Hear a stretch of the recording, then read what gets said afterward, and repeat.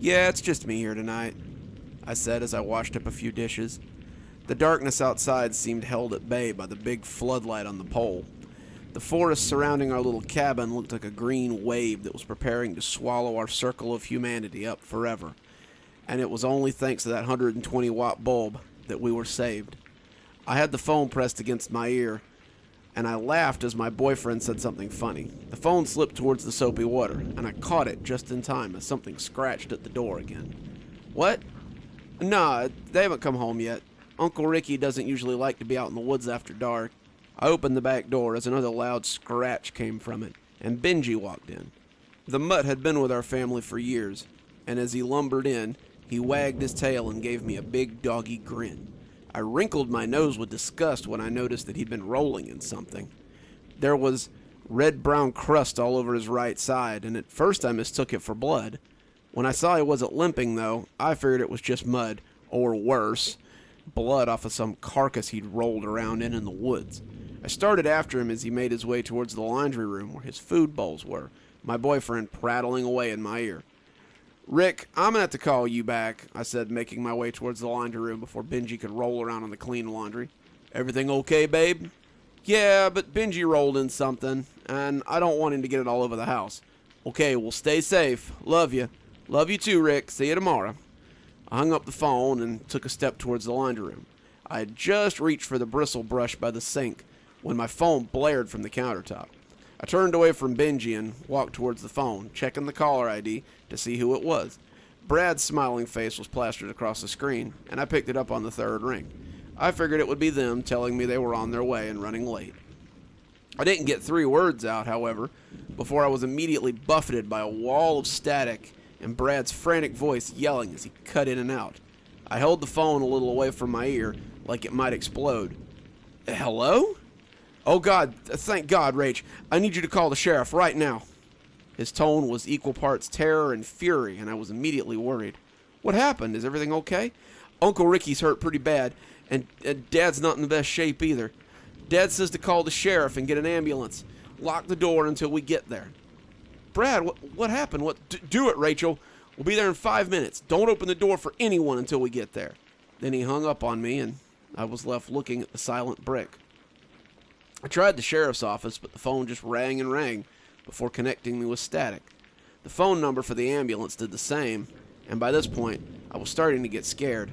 Was there a problem with the phones in town? Had some disaster happened out in the woods that spilled over into town? As I went to lock the door, I saw the familiar headlights of Dad's old pickup coming up the driveway. I flung it open instead and went to help them.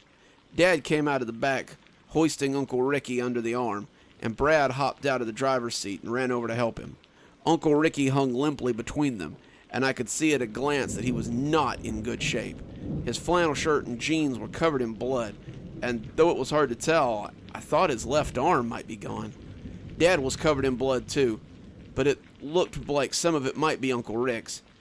He had 4 long claw marks running through his left eye, and it was swelling too badly for me to tell if the eye still worked.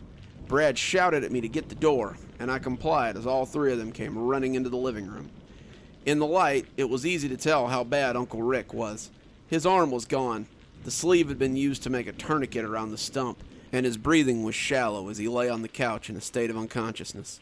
Brad said something about getting back for the guns, but Dad shut him down and sent us both to lock the doors. After the house was secure, Dad asked me if I'd called the sheriff or the ambulance.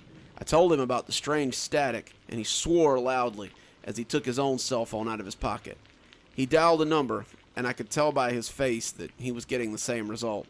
Finally, he swore and threw the phone against the wall. I guess we're on our own, he said, and it was the most hopeless sound I'd ever heard come out of my daddy. Even when Mama died, he'd still kept a strong face on for us. What's going on? What happened to Uncle Rick? I asked. Dad looked over at Brad, and after a silent conference, Dad started to tell it. We'd been hunting for most of the day. We hadn't caught a damn thing. Something was scaring the game off. We heard it walking around a few times and thought it was a bear. Your Uncle Rick said it smelled like a bear. So when the sun started going down, we decided it was time to pack it in. We started getting everything together. Right out of the blue, A doe steps out in the meadow. She looked around real skittish-like and starts cropping grass real quick. She clearly smelled whatever had been making that noise all day, but the deer has to eat, and she started filling her belly as quickly as she could. Your uncle sighted her up and dropped her real easy, and we figured at least we'd have one thing to show for our efforts. No sooner did we get to the edge of the meadow when a big old something comes crashing out. It grabbed our deer and bolted back into the woods like a bat out of hell. It kind of looked like a bear, I guess. The sun was setting and it was hard to tell, but it moved quicker than any bear I'd ever seen. Brad and I were just going to let it go, but Rick was mad as I'd ever seen him. He tore off after it, saying he was going to take that thing home instead. So we follow him, not wanting to leave him in the woods alone after dark, and we chased this thing into its cave. At that point, I was sure it was a bear, so we go creeping in, trying to surprise it. As the sun sets behind us, we see this thing hunkered over the deer, and it weren't no bear. It's wolfing at the deer, just slurping down big mouthfuls, and Rick gets real pale and starts gibbering about how it's the thing that we saw when we were kids. Wait, I interrupted. You've seen this thing before? Dad looked perturbed, but nodded. Yeah, that's why Rick hated to go into the woods after dark. When we were teenagers, we were up in a stand hunting deer. Rick sights one before sunset, and he drops it, much like we had tonight. We're about to go get it when this big thing comes out of the woods and starts wolfing it down right there in the meadow. Well, you know your Uncle Rick. He always had a temper. So he pops off a shot at it. Hits it too, but that don't do nothing but piss it off. It comes roaring and charging up to the bottom of our tree and starts clawing and pushing until it topples it over. We jump out just as it hits the ground and just go tearing off running for the truck. And that was what you saw today? Well, Dad hedged, it was almost dark when we shot the deer, and we never got a good look at it. All I know is that's what chased us out of the woods, and Rick wouldn't go hunting with us for the next 3 years after that. He paused for a minute to make sure I was out of questions before continuing his story. So with Rick gibbering, this thing looks up and sees us. I swear to you that it came up on its hind legs and walked like a man as it ran at us. Rick pops a shot off, probably just panic fire, but it just shrugs it off and lands on him. I saw his arm, rifle and all, go into its mouth, and I heard it crunch as it bit it clean off. Rick starts screaming, and we all start yelling. Before it can finish him off, though, Brad and I pepper it 4 or 5 times with buckshot. It must have dazed it, because it rolled off of Rick with a loud shriek and stumbled back towards the cave. It sounded like a man screaming, Brad said, and Dad nodded before going on. It starts flailing around in pain, and we grabbed Rick and start dragging him back towards the truck. This thing came after us, and it sounded like it was crashing through the trees the whole way. We couldn't move very fast. Each of us had an arm under Rick as we drug him along, and I swear it would have had us if it hadn't been for Benji. My blood suddenly ran cold. Benji? Yeah, poor little guy. He's been with us the whole time. He didn't seem to want anything to do with that thing, but when it jumped on us again and raked my face, he started growling and lunges right at it. I hear them tearing and snarling at each other, and we just hightailed it back to the truck. It's a wonder we ever found it in the dark. Poor old Benji. He sacrificed himself so we could get away. Both Brad and my dad looked forlorn, but I just shook my head. No, he didn't. He's right here. Dad gave me a funny look. What are you talking about? He came wandering in not long before you guys did. That's when I remembered the blood on his fur. There was no way he could outrun the truck. Hell, the only reason I hadn't questioned it was because I had forgotten he had gone with him.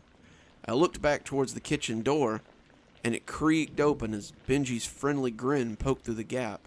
He strolled into the living room, his fur still a mess of blood and mud, and glanced around the room as his tail wagged and his big old doggy smile stretched across his face. When he stepped up on his hind legs, I thought for sure I was dreaming. Benji leapt across the living room, and when he hit the couch, he was no longer the cuddly mutt we'd all come to love. He was 200 pounds of sleek black fur and raking claws that reduced my family to a spray of blood and screams of mercy.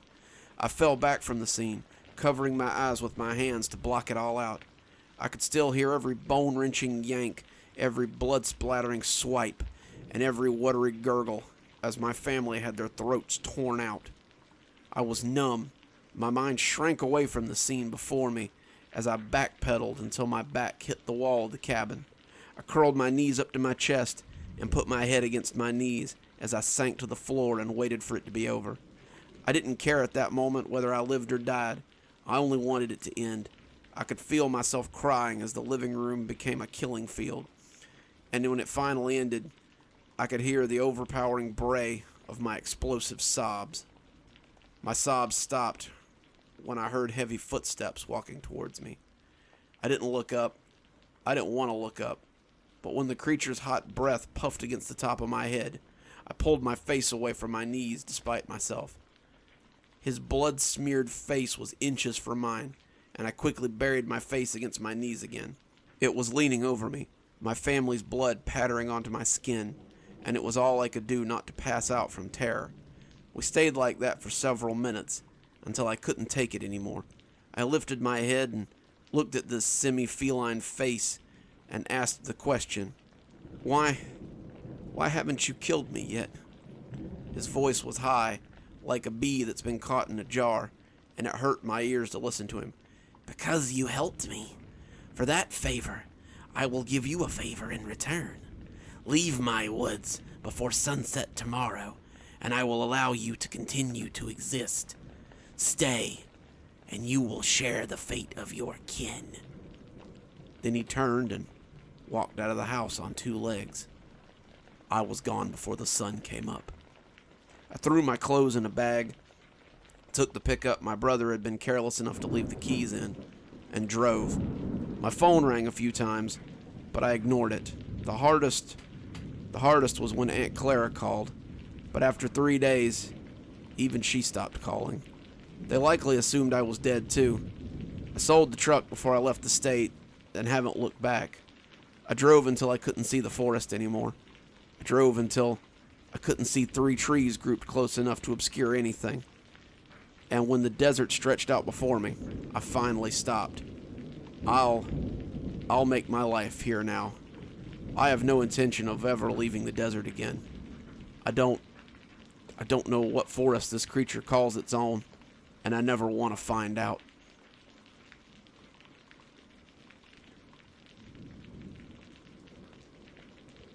When I was in high school, I had a job at a local fast food chain. I worked there for 4 years, freshman year right up until I left for college, and I'd be lying if I said I didn't have some good times there. Holidays are spent together because we don't have much of a choice. Managers who were either good people or just entertaining to work with, coworkers who really became more like friends the longer you were there, and everything in between. I'm not going to say the whole 4 years was great, but it was an experience that I wouldn't trade for anything. Hell, I think everyone should have to work fast food for at least a few months. Gives you a little bit of perception on the guy behind the counter. The chain I worked for was unique in many ways. They were one of the few who let people host events in the lobby. We had a small concert there once for a local metal band, which made for some entertaining times. We had a policy to hire 14-year-olds under special circumstances, which got us into trouble more than once. Due to 14-year-old girls flirting with much older guys, this led to allegations of underage hookups in the back room. They had a weird rehabilitated cons program that hired ex-cons fresh from prison, too. That one worked really well with the aforementioned hiring 14-year-olds policy, and also led to a couple of guys robbing the store after getting off shift. I don't even think they bothered to take their name tags off, so they were pretty easy to catch. One of my favorites, though, was our 24-hour program, which ran pretty much every summer that I worked there. You see, since I was under 18, I wasn't allowed to work past 10 on a school night. But during the summer, I could work as late or as early as I wanted, and I took full advantage of this to fill my pockets with cash. As you may have guessed, this program added a 3rd shift to the usual 2-shift schedule, and it was a 12-hour shift to boot. You'd come in at 6 p.m., just as the dinner rush was ramping up, and work until 6 a.m. when the openers were coming in for their second cup of coffee. The hours were shit, and the pay still wasn't great. No pay differential for late shifts. But what made it worthwhile was the 4-hour lull in between 1 a.m. and 5 a.m. You might have to churn out some cheeseburgers or chicken nuggets for a bunch of drunk college kids, or a carload of stoners who might wander in wanting nuggets. But for the most part, you just kept the store clean and kind of hung out. It was usually a light crew, too, and on the night the story takes place, I had a good bunch of guys with me. I'd gotten my friend a job there that year. We'll call him Ryan, because he might read this. He and Trevor were on the grill that night. I was running the drive-thru window, and my favorite manager was watching the store, a guy named Joseph. Joseph was one of those rare managers that didn't have his head crammed up his ass, and gave just enough of a shit to fly under the radar. He was a cool guy. I sometimes wonder whatever happened to him. Anyway, it had been a long night, to say the least. The dinner rush was particularly bad, so as it starts to die down, we picked over the old food in the warming box and went to the break room to hang out. Some managers frowned on this, some would even write you up for it, but Joseph was cool and genuinely liked most of us. The lobby doors were locked at midnight to keep the weirdos out, and with the headset turned up so I could hear if a car rolled into the drive-thru, we started eating old cheeseburgers and swapping stories. The stories started pretty blandly. This thing that happened or that thing that someone had heard about. But finally, we fell into creepy stories about stuff we had experienced. I told them about the weirdo in our parking lot a few years ago who'd creeped a bunch of people out before the cops arrived. They found his wife's head in the passenger seat, along with a giant bloody machete. We thought he meant to rob or murder us, but it turns out he was just having a nervous breakdown in our parking lot after offing his old lady. Trevor tried to top it with a story about the time he'd been drinking with his cousin out in a cornfield, but none of us believed him. He said the old farmer had come out in the cornfield, slasher flick style, and screamed at them to get off his property while chasing them with a pitchfork. We piled in the truck and sped off, but something hit the back tailgate hard. Well, we didn't stop till we got to my cousin's house, and what we saw when we got out was the last thing we expected. He paused for dramatic effect. "What was it?" said Ryan, after Trevor had milked it for a little too long. "A pitchfork. The guy had thrown a pitchfork and stuck it right in the tailgate of the truck. If it had been a little higher, it would have come through the back rear glass and took all three of us right in the back of the head." He paused again like this should have been a dramatic revelation, but Ryan and I both shared a look like we doubted most of this had actually happened. When Joseph spoke up from the doorway, all three of us jumped. He'd been counting down the safe, so he hadn't been there for the start of the spooky stories. But it appeared he had come in just in time to catch the tail end of Trevor's story. Joseph was older than all three of us, a guy in his 30s with a wife and kids, and we often forgot that when we were hanging out because of how naturally he related to us. He was an avid gamer who did all the cool stuff we all hoped we'd be doing when we were adults. Right then, though, he had a decidedly dad look on his face as he addressed our little gathering of storytellers. "I've got a story for you guys," he said, spinning a chair around and sitting in it with his arms folded over the back. "And it's a true story, too. You want to hear it?" We did, and he began. I was working at the downtown store at the time, living in this dingy little apartment with my wife. We were broke, and she was pregnant and out on maternity leave. I was finishing up my bachelor's degree during the day, so nights were all I could count on to pay the bills. This was before the owner started up the third shift, or I'd have been all over that. So there I was, working the 3 to 11 shift, busting my hump, and we had a real hard-ass manager who kept us late almost every night, usually unpaid overtime, since we couldn't clean it right the first time, apparently. So most nights, I was lucky to get out of there about 12:30. The night in question had been especially bad, and I didn't get permission to leave until almost 1 in the morning. It was Friday night, though, so I knew I could sleep up until shift tomorrow if I needed to. Picking up my bag, I started trudging home through the chilly January air. Now, I know it rarely gets cold here, being Florida and all, but that winter had been particularly bad. They had all talked about snow more than once, and it had obliged us by dumping a semi-solid sheet of slush all over the place the night before. Most of it was off the road, but the wind was howling at me as I pulled my coat tight and walked up the deserted center of the road. Now, downtown is usually party central, unless you feel like driving to the beach. But tonight, it was so cold that even the bars and coffee shops and all-night diners had shuttered their faces and gone to bed. The streetlights were on, and the sewer grates were belching steam up into the cold night. The whole scene looked pretty creepy to me. So, I'm walking up the center of the road, and there's a damn good reason I'm doing that too, in case you were wondering. I was made aware of Stephen King's It from a very young age, and it had given me a real phobia about sewer drains. I didn't want to walk too close because, even with all that hard-won 23 years of wisdom I had, I just knew that on a cold, lonely night like tonight, I would get a taloned hand around my ankle and a quick trip into the sewer if I stepped too close to those smoking holes.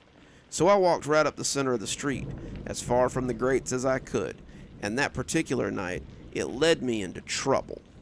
So I'm walking up the center line, boots clomping on the asphalt, as I made my way through this way too quiet street. That's when I heard a noise. I thought at first it was the sound of steam escaping the grates. It was a hissing noise, after all, but when it came again, I heard it for what it was. You remember in grade school when some kid behind you wants to pass a note, so he makes that psst sound at you to get your attention? Well, that's what this sound was, a psst sound from the left side of the road. So I turn around, but I don't see anyone. I start walking again, and that same psst sound comes again from the left side of the road. I squinted at the dark alley between two buildings, getting ready to start flying if someone comes running out to mug me. But it's empty. That's when I heard it again. This time, somebody says something in a low voice, too. It sounds like, psst, hey buddy, followed by that sound again, psst, psst. Then I look down, and, I kid you not, there is a face in the drainage grate. As the steam comes curling up around it, I see a midnight black face looking out at me, and the only thing I can make out is its eyes, and they look fucking huge. I booked it. I start running, but as I run, I hear the voice behind me, shouting for me to come back. Then I realize the voice isn't behind me anymore. I glance to my left, and I see that it's following me from the openings of the sewer grates. Loud feet are slapping on the stone down there, and he's trying to get my attention. That's when I hear him yell real loud and fall with a watery splash. I didn't slow down in the least bit, but I saw the black ice a little too late when I turned back around. I hit it. My feet shot straight up and out from under me. I fell back hard against the pavement, and I was pretty sure I had broken my elbow when I came down hard on the concrete. At the time, I was trying to make my head stop spinning as the black spots danced around. I struggled up to my elbow, wincing as I got up on my hurt one, just as the spots started to go away. That's when I saw something that made my blood run cold. "What?" I asked, unable to help myself, wrapped up so deeply until at that moment I had barely realized I was breathing. The manhole cover, not 5 feet away, was coming up, and the face is looking out at me. I tried to get up, and I slipped again as this dripping, oozing thing climbed out of the opening. He towers over me from my prone position, and I start pushing with my legs as I slide away from him. He comes out oozing and quivering from the dark tunnel, and in my mind, he is the apotheosis of every shadowy creature from every horror movie I have ever seen. He is the creature from the Black Lagoon. He is it, the blob, and he's coming to drag me back down into the darkness so he can slowly devour me. His foot slaps down hard on the concrete as he menaces towards me. I'm still trying to slide away on my butt, my elbow starting to cry out now, and when my low back hits the curve, I just froze there as this creature from the midnight cinema towers over me, its oozing flesh dripping onto the concrete. It takes large, ponderous steps as it moves in on me, and at this point, I'm so gripped with fear I can't even move. Its flesh falls to the ground in gooey plops, and after 1,000,000 years crammed into 5 seconds, it's standing not 3 feet away from me. It bends its mountainous head down towards me, and in a gravelly voice, it says the last 3 words I figured I would ever hear. And they're the last 3 words I ever expected to hear from a creature like this. At this point, he looks at us, his mask of pent-up terror melting into a creepy smile, the creepiest smile I've ever seen, as he gravels out, "Got a light?" We sat, dumbfounded, for nearly 15 seconds before Trevor sputters, "What?" Joseph laughs. He asked if I had a light. It turns out he was a homeless guy who'd been living in the sewers to stay warm.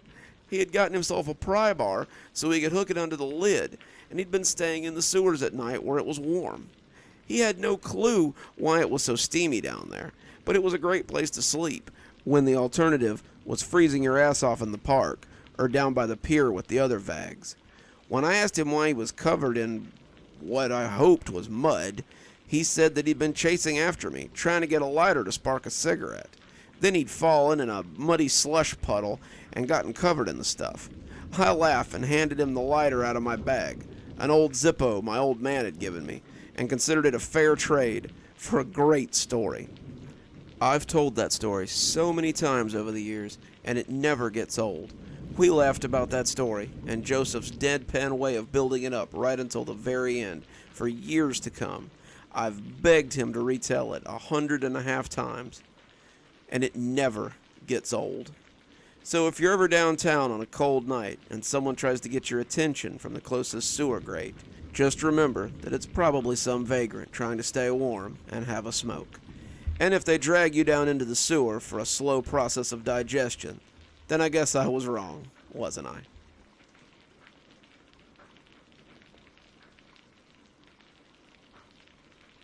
Tonight, Dr. Plague reads Dream Girl. Enjoy.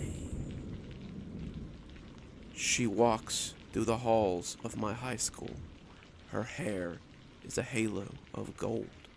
She runs through my dreams as I slumber, my sanity threatening to fold. I rubbed the bridge of my nose and took another sip of coffee. It was strong, black, and warm from sitting untouched for so long. I looked back at what I had written. 12 verses, written over 5 years, and each more troubling than the last.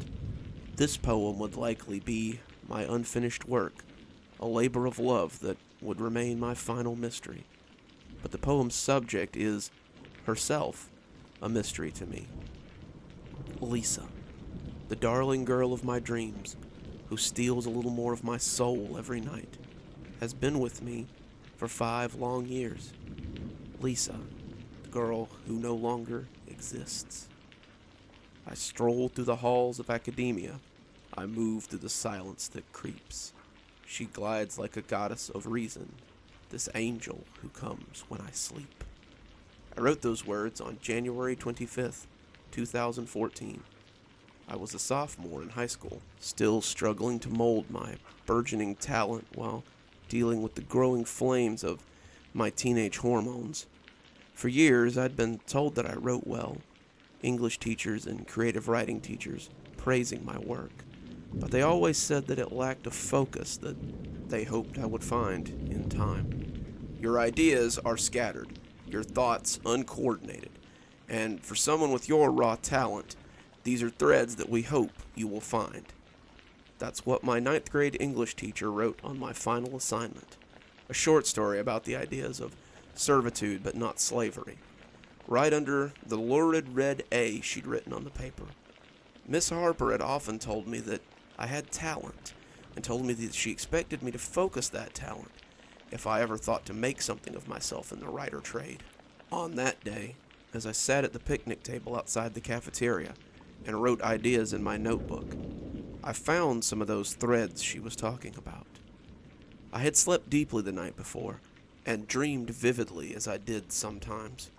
In the dreams, I was walking through the halls of Chester C. Smith High School, and on that day, I walked alone. There was none of the usual tropey at school in your underwear sort of thing, but the school did have a slightly lucid feel to it. I felt like I was underwater sometimes, everything having a slightly wavy feeling to it. As I walked, I began to become more and more sure that something was watching me. There was no one there. The silence in the school was almost oppressive, but at the edge of my vision, I could just make out the form of a girl following me. She slid silently along the walls, glided noiselessly through the world. Several times as I whipped around suddenly, I could see her hiding from me. Those few glimpses were enough to tell me two things. She was human, and she was lovely. She stalks through my dreams like a shadow, a hunting cat ready to pounce. Her mind is a mystery to me. Her very secrecy, humanity renounced. I had the dream again a week later. It was much the same, walking through the silent halls of high school, the terrain wavering like aquarium weeds as this ghostly girl stalked me. I did not indicate that I was aware of her, not turning to speak or looking for her, but just studying her out of the corner of my eye. She was blonde, corn silk hair spilling down her back in a sheet, and her clothes were a pair of jeans and a simple white shirt with no particular design. She seemed to be about my age, but could have been older, I suppose. There was a way about her that made me think she was older than I in my mind. Like when you meet someone who's had to grow up very quickly and been forced to cast their childhood aside before they were comfortable. She followed me silently until I woke up, and when I sat up, I grabbed for my notepad on the nightstand and wrote those 4 lines. I wouldn't revisit her for another 3 months. Her secrecy seems to be prudent, for her shelter is not solely her own. I have seen what lurks in the shadows, and it threatens to evict her from home. Writing about the Dream Girl was what I had named her after the second verse, had lit a fire in me, it seemed. Suddenly, I wrote pieces for every school contest, submitted poems for every poetry club event, and I gained a small amount of celebrity amongst the students that followed in those circles. My teachers had always praised my work, but as my peers noticed my talent, I started to see this as more than a hobby. I began to believe that I might be able to make it outside of my high school community. When the spring poetry contest was announced, a contest held for students nationwide, I threw myself into it, heart and soul. I stayed up for 3 days, crafting the perfect poem, the most significant work of my life. When I hit send on the submission email, I slumped back into my chair and let the euphoria wash over me. It was Saturday night. I was exhausted after the efforts of birthing my perfect work into the world, and all I wanted to do was sleep. I crawled into bed and fell into the deep and untroubled sleep of the dead for 12 hours.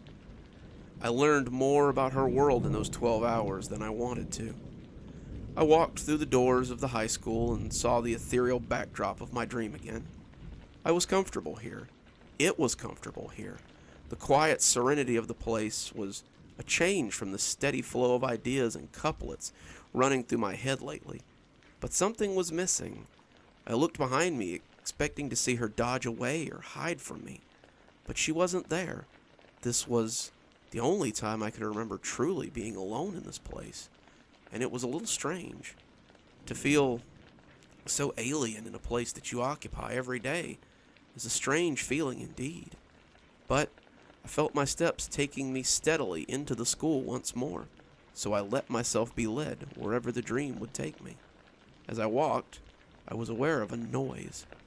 The fact that there was a noise at all was strange, but the type of noise was stranger still. It was a vibration, a rhythmic thumping from under my feet, and it disturbed the place's unusual stillness. Thump, thump, thump, then silence. A few minutes or hours or days would pass, and then it would happen again. Thump, thump, thump, followed by a return to the same silence. As I explored the high school, I found myself drawn to the boiler room over by my civics class. The more I thought about it, the more I realized that the thumping was probably coming from the boiler room. It was a large subterranean basement used by the custodians for storing extra chemicals or broken machinery that they were hoping to fix someday. It was also where students of a less academic cast went to make out or smoke between classes, since it lacked a fire alarm. When I got close to the boiler room, I heard the thumping more clearly and realized I'd been right. There was definitely something in the boiler room, something big, and I doubted it was a group of teenagers necking a little too enthusiastically.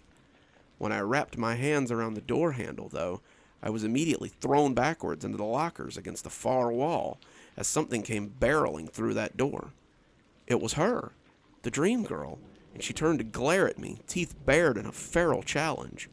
When she saw who I was, she stopped growling and scrambled down the hall towards my English class. I sat against the lockers, my backside aching where it had connected with the lockers, and listened to something big and angry make its way up the stairs. I didn't want to know what was making that noise, but I was powerless to do anything but sit there against the lockers. I'm not one to freeze up in dreams. I'm familiar with lucid dreaming, and probably led to me becoming a little too comfortable in this dream. But as whatever it was lumbered angrily up from the depths, I realized a fear I hadn't known since childhood. The slap on my shoulder brought me out of those fears, and as the blonde girl thrust her hand at me and spoke the first few words of our strange relationship, "If you don't want to die, then you'd better start running." She offered me a hand, and a moment later, we were flying down the polished halls. As we rounded the corner, I heard something burst through the doors. It sounded like an angry piece of construction equipment as it followed us, chewing up everything that got in its way. My guide took us down a hallway that led to another hallway that led to another hallway, taking corners at random before finally wrenching open the door to the custodial closet and pushing both of us inside. She closed the door behind us, cracking it a little as she peeked out into the hallway. All I could do was lean against the wall and pant. I was tired. I didn't ever recall becoming tired in a dream before, and as I sat, I realized my butt still hurt where I had hit it. I wanted to ask things, wanted to know what was chasing us, and why it was chasing us, but as the thumping footsteps got closer to our hidden cubby, I was filled once more with that sense of dread. I moved up beside her, peeking out into the hallway as a creature like nothing I had ever seen before dragged itself into view. It was shadow. It was darkness. And as its form slither crawled past us, I looked at its amorphous boundlessness. She closed the door quietly before it came even with us, and sat back in the closet as the creature moved off into a different part of the school. We sat in silence for nearly 10 minutes before I dared to speak. "What the hell was that?" She looked at me quizzically, and I feared that she was incapable of hearing me for a moment. I would later come to realize how long it had been since she had actually had anyone to talk to. She closed her eyes as I repeated my question and seemed to savor the sounds my words made. She relished them, burned them into her memory, rolled around in them like a dog with a smell that it likes. And when she'd finally absorbed them as much as possible, she answered me, "I don't know. I've been calling it shade for however long it is that I've been here." Her voice was thick with disuse, but it was cultured with just a hint of an accent that I couldn't place. She told me her name was Lisa. She told me that she believed she was 16, but she couldn't be sure. She told me that she'd been here for as long as she could remember. She told me that she could move between dreams. "Between dreams?" I asked. "What do you mean?" Instead of telling me, she showed me. Her hand looked like a starfish when she set it against the back wall of the janitor's closet. The pinkness of her skin stood out against the dingy wall and made it all the more apparent when the paint began to crumble and the wall started to melt away. Suddenly, there was sunlight in the closet, thick and buttery against the dingy darkness. We were looking at a field of flowers that stretched on to infinity. I put my hand against the image, expecting resistance, but instead fell into the landscape of fragrant technicolor flowers. Lisa came in behind me, and as she did, the portal back to the high school closed. "Where are we?" She shrugged. "Some other dream. She has it pretty often. As long as we stay out of the area where she is, then she'll never know we're here." I had a million questions to ask her, too many to organize right away, but just as I'd found my voice again, someone was shaking me, and my mom was asking if I was hungry and might like some dinner. It was 2 weeks. 2 weeks of hoping and praying before the dream returned.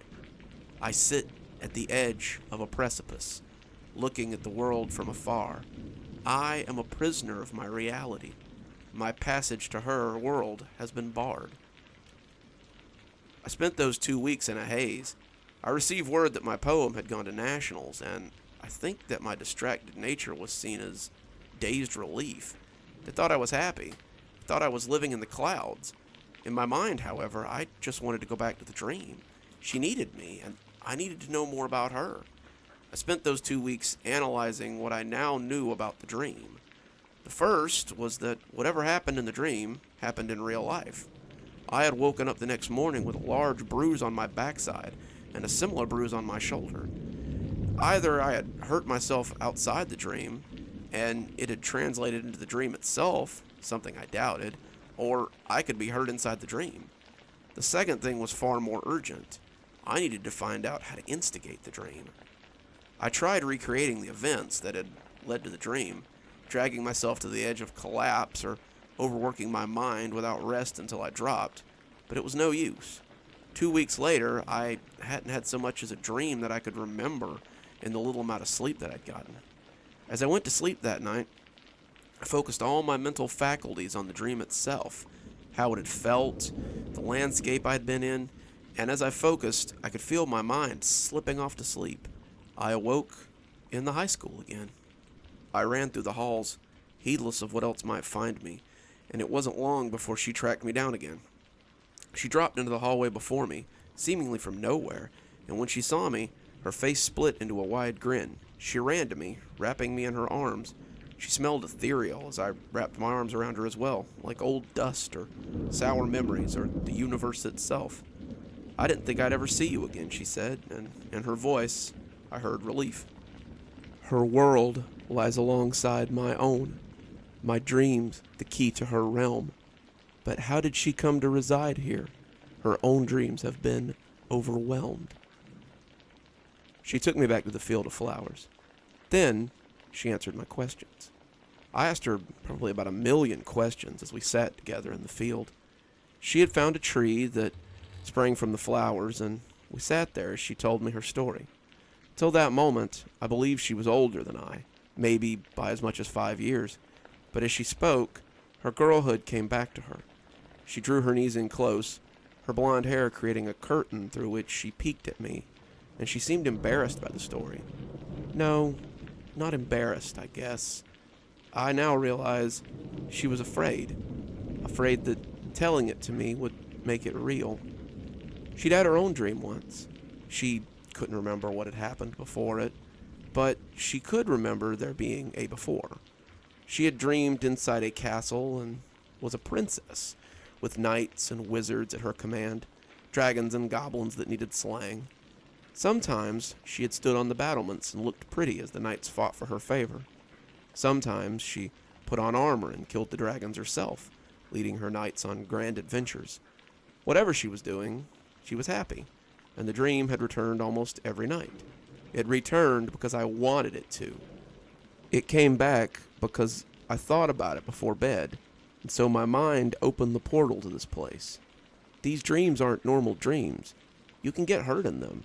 You can even die in them. When you dream here, your mind takes you to a place in the spirit world, the after. I don't know how, so don't ask, but I know that it is so. She had dreamed this dream for quite some time. Years, she said.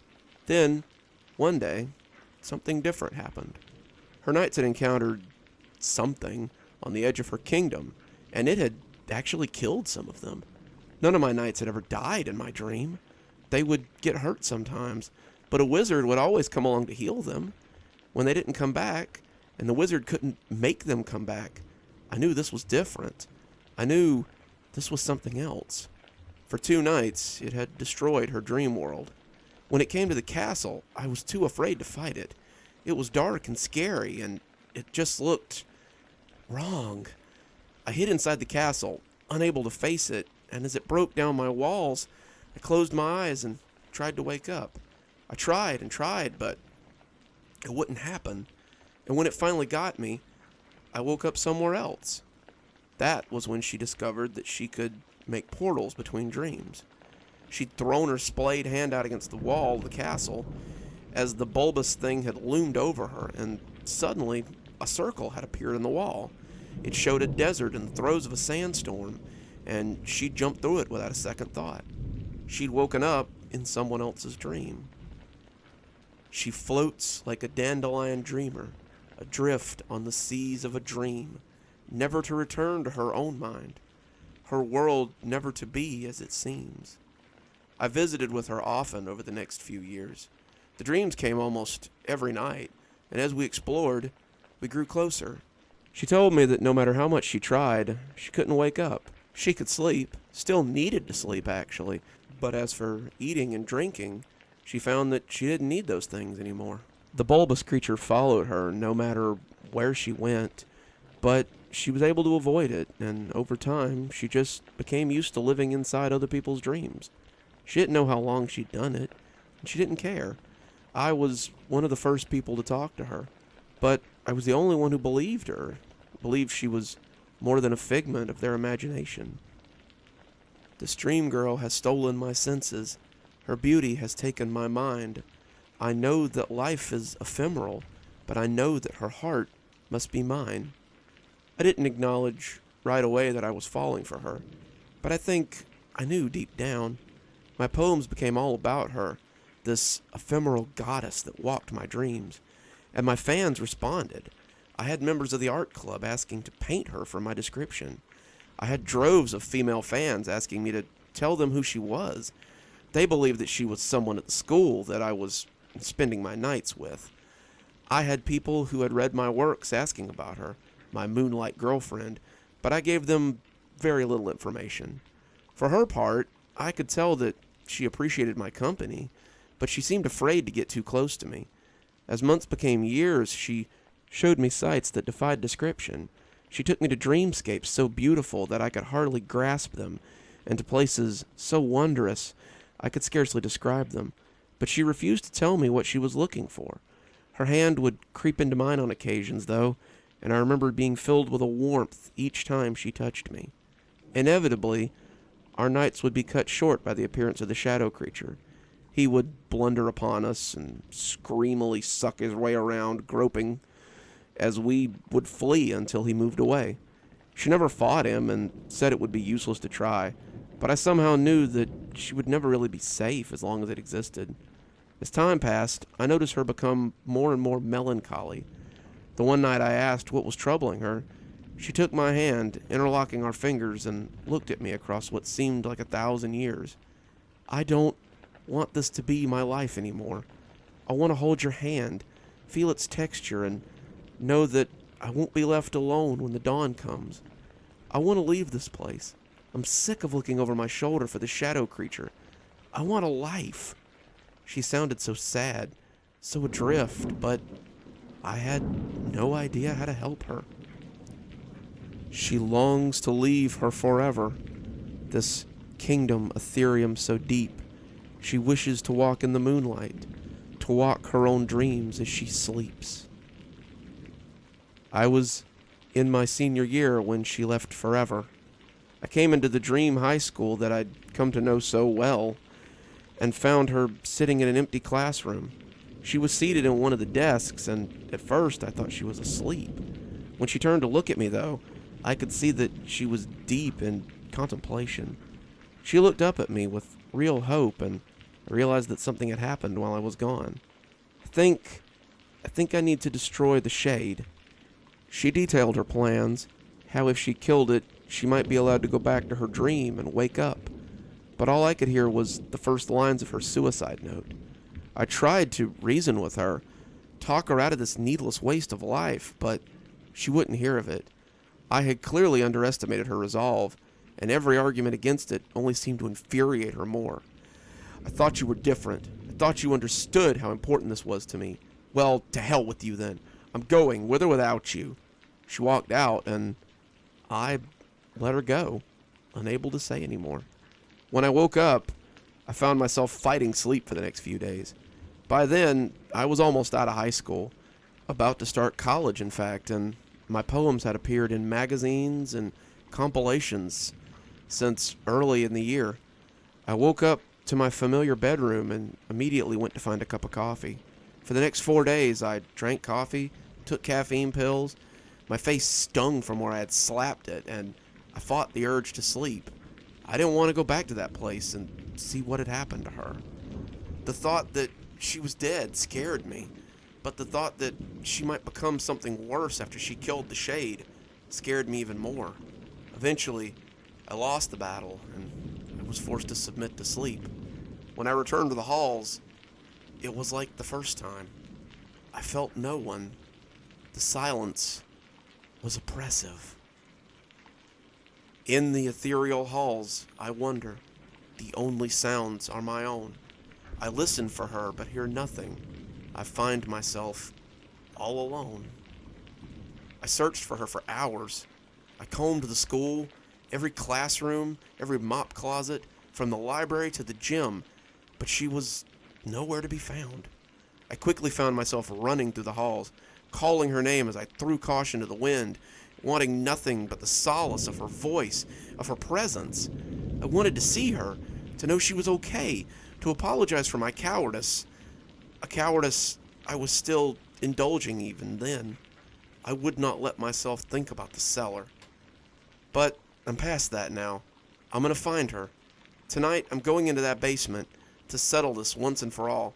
My parents will likely find this, as well as my last poem, and if they do, I hope they send it to my editor so he can publish what will likely be my last work.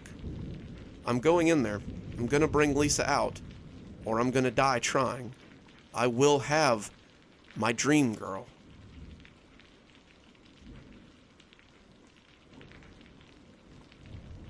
His stool looked more like a throne the way he sat on it, and he kept throwing them back to the general rapture of the onlookers. He was middle-aged, late 40s by his look, and his body was beginning to run into the zone of comfortable fat that seemed the providence of men on the cusp of old age. He'd come here every night for the last week, and for the last week, I'd come here to observe him. I knew his name, which was a rarity. Most of them were just part of the faceless mass. Some of them would remain faceless forever, but some of them were known to me before the end. I was their shadow, the one who knew their secrets, and the one who ushered them from life to death. At that moment, I remembered my first. They say you never forget your first, and I can assure you that's the case. How could I forget her? She ushered me into the world of the living, so it was only fair that I usher her into the world of the dead. My mother was not what you would call a loving woman. My father left shortly after my birth, and my mother became a hateful, gin-soaked creature who lived to work, drink, and remind me of how worthless I was. I must thank her one day. She made me into the man I am. All those years of being told how I was garbage, a waste of space, and now I'd never amount to anything, had crafted me into a humble target for her to hurl her rage at. Until that one night when I'd finally had enough. She was dying. That was plain enough to see. It was a close race between the booze and the smokes to see who could come out on top. The arthritis was making a nuisance of itself as usual, and as I cut her meat, she continued to pick at my subconscious like a junkie picking at scabs. The meat wasn't cut small enough. Now it was cut too small. It was a funny shape, and what could she expect from a worthless pile of shit like me after all? She was ashamed of her weak, servile son, and if there was any justice in this world. But you know, I never found out what would happen if there was any justice in this world. At that moment, I had suffered all I meant to. I yelled for her to shut up, and I stuck the knife I'd been using to cut her meat into her chest. She looked up at me, and her eyes were so full of terror and wonder that I put the knife back in again. I'd stabbed her 5 times before she made a sound, and even that was unintelligible. A gurgling, incoherent sound that befit a formless hag like my mother hand in glove. I moved her body and told the police She had come home drunk and attacked me. They let me collect her estate, such as it was, and I moved on. The only thing worthwhile that I ever had from her was the knowledge that I was good for at least one thing. He got up from the stool, and I tensed as I came out of my memories. He took a step for the door, but then changed his mind and walked to the bathroom instead. I settled myself and waved the waitress away when she starts to check on me. This was not the dying place I had planned for him, but I could feel his time getting close. I used the money I'd gotten from my mother's estates to travel. When I say travel, you probably think of planes or buses, but my mother's estate had mostly come in unpaid bills. 50 in a savings account, another 500 she'd hidden in the bookcase and forgotten about, and 1,500 in a life insurance policy I'd never known existed. I sold all the possessions she had left her debts unsettled, and melted into the exciting world of public vagrancy. I rode the rails, slept under bridges, and all the time I kept honing my craft.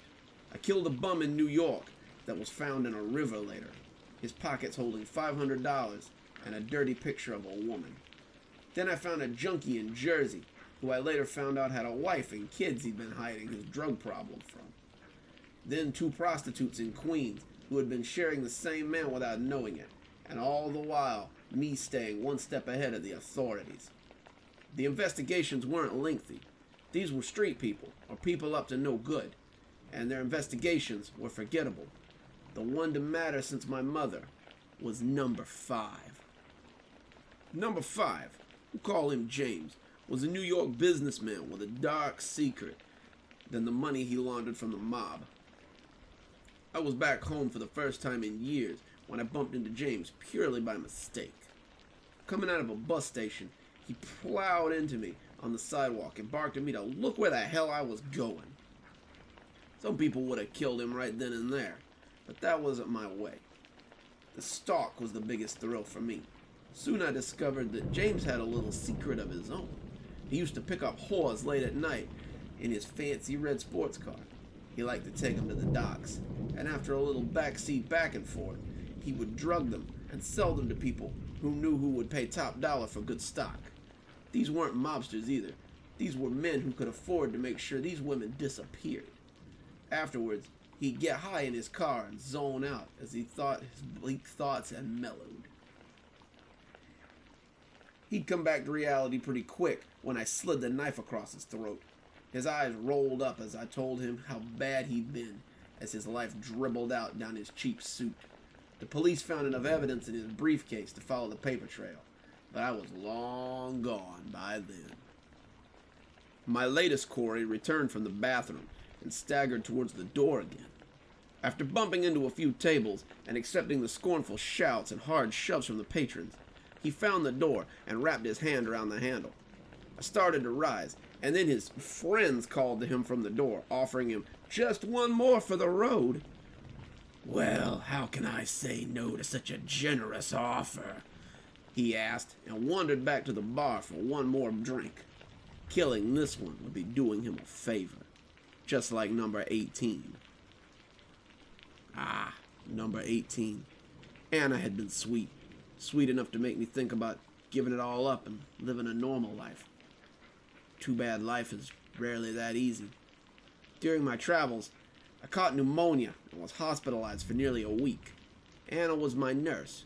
She was the sweetest person I'd ever met, and after bringing me back from the brink of death, she found out I was homeless and wandering and invited me to stay with her until I could get back on my feet. I stayed with her for nearly a year, and the two of us became closer than we'd expected. In that year, I never once felt the urge to kill. We'd been planning our wedding when they diagnosed her with cancer. As she underwent chemotherapy, tried new diet after miracle cure, after experimental treatment, I went back to my old respite. That year, Chicago was hit by a serial killer. 9 victims in 9 months, but my 10th victim was the only one that mattered. On her deathbed, Anna told me she knew I was the killer. She'd followed me one night, putting her own health at risk. She said she had been certain I wasn't cheating on her. She saw me stab a man and put push him into the canal. She was tired of living, tired of the pain, and she asked me to be her mercy angel. I gave her what she wanted. By the time the air bubble in her IV killed her, I was already gone. One for the road turned out to be more like 5. When my prey finally shuffled towards the door, I was there to hold it open for him. He thanked me in a slurry voice and stumbled out into the night, the king of the inebriates. I followed after him like a hungry wraith, and when he turned down an alley, I knew his time had come. I tucked my knife up in my sleeve and began to creep up behind him as I moved to the end of the alley. I heard his zipper go down, and as he sent a stream of piss arcing across the bricks, I stalked in quietly behind him. North Carolina was not my desired destination, but I'd enjoyed the 3 years I'd been here. After Anna, I was drunk more than I was sober. Beer when I had money, hobo brew when I didn't, and always I rode the rails from one place to another. I picked up work in Maine and drank my way to Philadelphia, sloshed my way back to Chicago, where I somehow drank my way into a drunk tank in Warren, North Carolina. After my release, I worked odd jobs for odd folks. I landed a steady gig as a day cook in a little greasy spoon diner, and only felt the urge to kill a few times. People in Warren were good people, and the people I killed were bad people, people who had tainted that image. A rapist I knew from my days on the rails who blew into town and started doing his own stalking. A foul-mouthed drunk who kept driving after they took his license. A woman with a taste for married men. And finally, Mr. Ham here, number 23. Mr. Ham, though, he was the worst of the bunch. He hated the homeless with a passion, and I suspected that he had killed some of my fellow rail riders for imagined crimes. I had watched him for a week, marked his movements carefully, and now it was time to see him put away for good. I raised the knife as I came up behind him and prepared for the strike that would take him while he urinated. That's when he turned, and his arc of piss hit me full in the face. I stumbled backwards, momentarily blinded, and a solid blow took me to my knees. I toppled, legs hurting, and a heavy right struck me in the chest as I flailed to get back up. I wiped at my eyes, and there was Ham, towering over me. He was no longer looking quite so drunk, perched on my chest like the world's ugliest gargoyle. He smiled down at me, looking like the cat that finally got the cream. I knew you were watching me all this time, so I thought I'd see what your intentions were. I suspected you were trying to kill me. Kind calls to kind, after all. But I do have one question before I kill you. The tip of my own knife pressed against my throat. How many lives have you counted? I didn't have to ask what he meant. You would have been 23. He leaned in, wishing to impart a secret before the end, and whispered, You will be my 44th.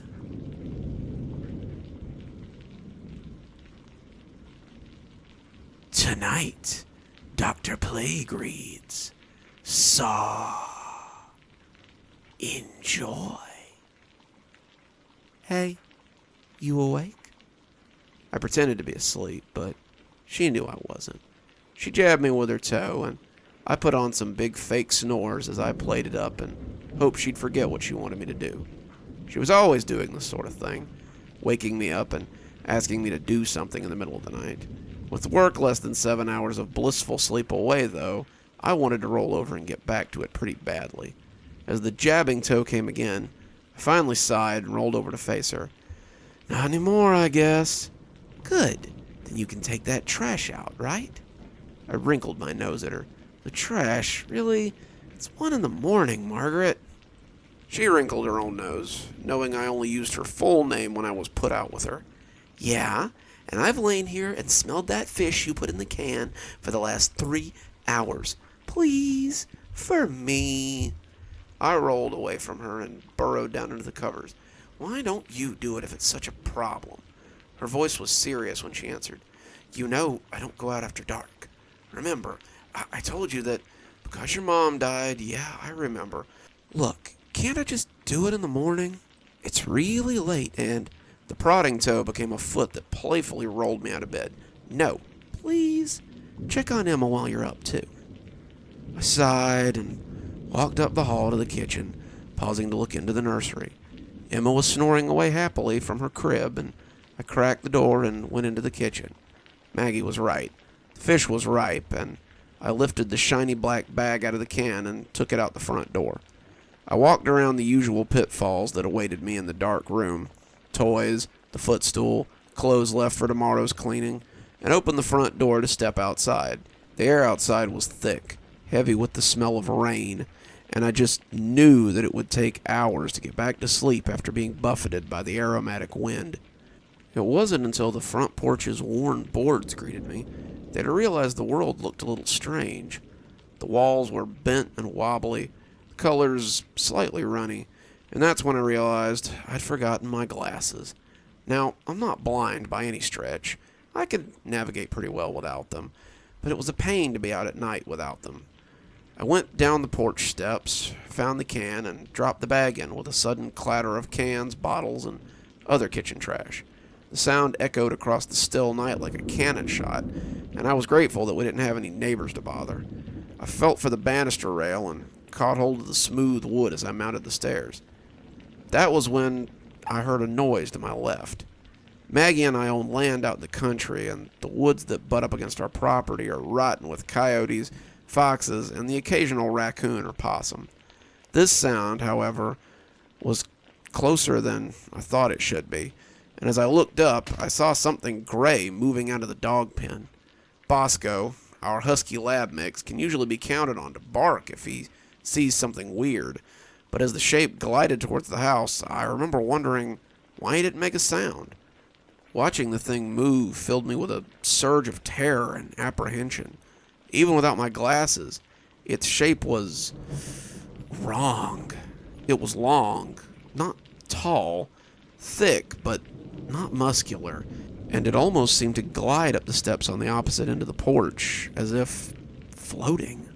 I was dazed. My senses turned up to 11, and the hairs on my body were standing on end as I stood frozen at the bottom of the steps, watching this thing open the front door before slamming it roughly behind it. That galvanized me. I was in motion before my lizard brain could think better of it. I sprinted up the stairs, through the screen door, and tripped hard against the patio furniture as I stumbled into the door. I pulled at the handle, but it was useless. Reaching to my side for keys, I found that I didn't have any, because I was absent pockets on my pajama pants.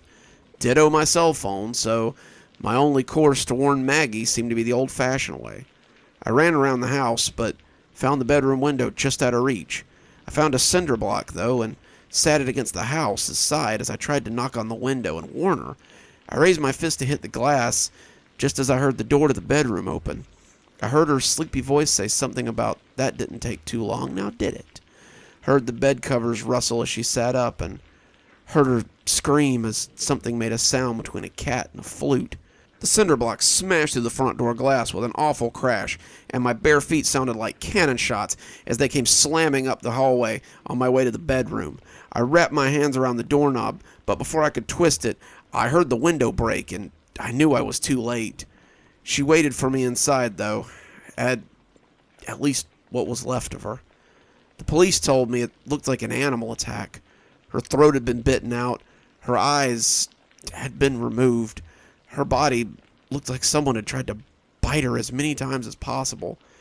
Bosco had been its first victim. His neck snapped with a single twist, and Emma and I seemed to be the only ones immune to its wrath. The paramedics took her away, wrapped in the black bag they used to spare the living, as my sleeping daughter and I stood on the very porch I had just watched the creature glide onto. I sold the house after that. I no longer felt safe within the walls of that home, and the memory of that creature was too fresh for me to ever feel safe there again. Emma and I moved into an apartment in the city.